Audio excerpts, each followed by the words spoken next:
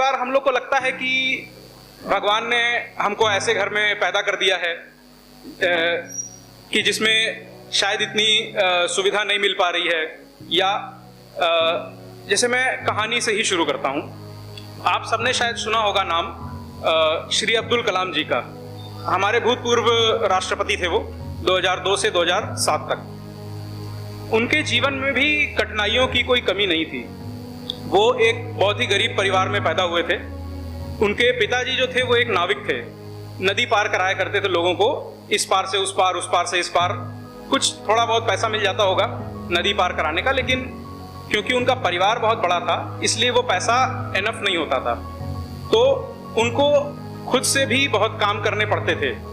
जैसे कि मैं बताऊं, जब वो छोटे थे, इवन स्कूल जाने वाली उम्र में उनको इतनी मेहनत करनी पड़ती थी कि वो जाते थे और सुबह सुबह घरों में अखबार बांटा करते थे ताकि कुछ कमाई हो सके और उस कमाई से वो अपने घर वालों को भी सपोर्ट कर सकें और अपना भी खुद का थोड़ा जो खर्चा है पढ़ाई से रिलेटेड, क्योंकि उनको पढ़ने का शौक था, तो वो चीजें पूरी कर सकें। अब सवाल ये उठा था जब उनसे एक बार इंटरव्यू में पूछा गया कि आपने अखबार बांटने का काम ही क्यों चुना? काम तो बहुत तरह के किए जा सकते हैं, पैसे तो बहुत तरह के कामों में मिलता है, फिर अखबार बांटना ही क्यों? तो उन्होंने ये बताया था कि अखबार बांटने का काम इसलिए चुना क्योंकि उनका मानना था कि हमारे जीवन में जितने भी प्रकार के अंधकार हैं, चाहे वो किसी भी प्रकार की कमी हो, पैसे से रिलेटेड या ज्ञान से रिलेटेड, वो सारी चीजें दूर की जा सकती हैं ज्ञान अर्जित करके ही।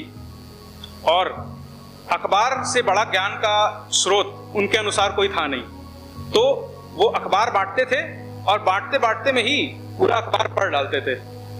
उनके दिमाग में वो चीजें साल दर साल इकट्ठा होती गईं और उसने ना केवल उनके नॉलेज बेस को सुधारा बल्कि उनकी पर्सनैलिटी को भी उभारा।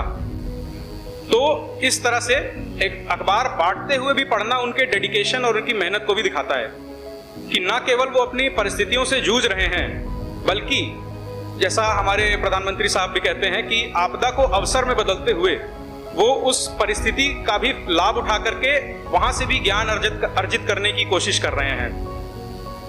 इसी तरह से उनके मेहनत की एक और गाथा है कि जब वो शायद 8 साल के थे तब उनको गणित यानी कि मैथमेटिक्स पढ़ने का बड़ा शौक था, लेकिन उनके घर वालों के पास भी और उनके खुद के पास भी इतना पैसा नहीं था कि वो टीचर अफोर्ड कर सके मैथमेटिक्स पढ़ने के लिए।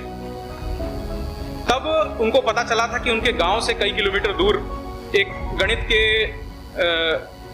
टीचर हैं जो काफी ज्ञानी भी हैं और जो उनकी मदद करने को तैयार भी हैं। लेकिन उन टीचर का दिक्कत ये था कि दिन भर उनको पढ़ाना होता था अपने स्टूडेंट्स को और उनके पास टाइम इतना नहीं था कि वो कलाम साहब को दे पाएं।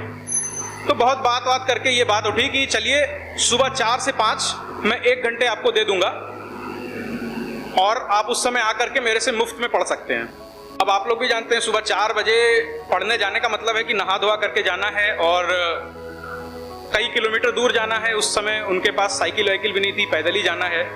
तो अब आप शायद समझ पा रहे होंगे उस इंसान का श्रम कि उन्होंने उस परिस्थिति में भी रात को 3 बजे वो घर से निकलते थे अपने, ताकि वो 4 बजे टाइम पे उस जगह पहुंच सकें जहां पर उनको उनके टीचर ने पढ़ाने का वादा किया था।